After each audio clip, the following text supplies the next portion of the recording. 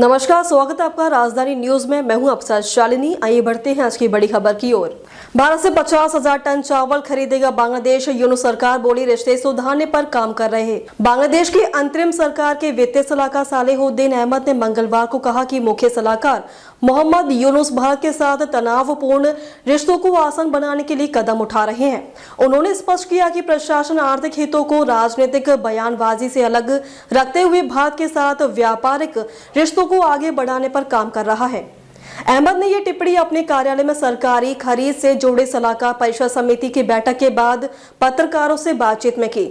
उन्होंने कहा कि मुख्य सलाहकार भारत के साथ राजनयिक रिश्तों में सुधार के लिए विभिन्न हितधारकों से संवाद कर रहे हैं। जब उनसे पूछा गया कि क्या यूनुस ने सीधे भारत से बात की है, तो अहमद ने कहा कि मुख्य सलाहकार ने सीधे तौर पर नहीं, लेकिन इस मसले से जुड़े लोगों से बातचीत जरूर की है। वित्तीय सलाहकार ने जोर देकर कहा कि बांग्लादेश की व्यापार नीति राजनीतिक कारणों से संचालित नहीं होती। उन्होंने उदाहरण देते हुए कहा कि यदि भारत से चावल आयात करना वियतनाम या अन्य देशों की तुलना में सस्ता पड़ता है, तो आर्थिक दृष्टि से भारत से ही खरीदना उचित है। अहमद ने बताया कि भारत के बयान वियतनाम से चावल मांगने पर प्रति किलोग्राम लगभग 10% अधिक खर्च आता है।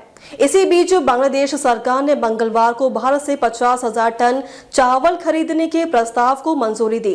अहमद ने कहा कि यह कदम दोनों देशों के बीच अच्छे संबंधों की दिशा में भी मददगार साबित हो सकता है। साथ ही इससे बांग्लादेश को आर्थिक लाभ भी होगा। अहमद की यह टिप्पणी ऐसे समय आई है जब कूटनीतिक विश्लेषकों का कहना है कि ढाका और नई दिल्ली के बीच संबंध 1971 में पाकिस्तान से बांग्लादेश की स्वतंत्रता के बाद सबसे निचले स्तर पर पहुंच गए हैं। हाल ही के महीनों में दोनों देशों ने एक दूसरे के राजनयिक को तलब किया है और दोनों राजधानियों समेत विभिन्न स्थानों पर विरोध प्रदर्शन भी हुए। हालांकि वित्तीय सलाहकार ने इन आकलनों से आंशिक रूप से असहमति जताई। उन्होंने कहा कि स्थिति इतनी खराब नहीं हुई है। उसके अनुसार बाहरी तौर पर भले ही ऐसा लगे कि कई तरह की घटनाएं हो रही हों, लेकिन कुछ बयान ऐसे होते हैं जिन्हें पूरी तरह से रोका नहीं जा सकता।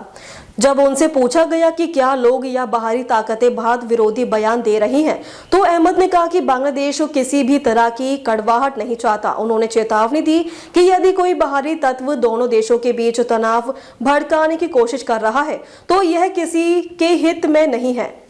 अब तक के लिए बस इतना ही। फिर होगी आपसे मुलाकात। तब तक के लिए नमस्कार और देखते रहिए राजधानी न्यूज।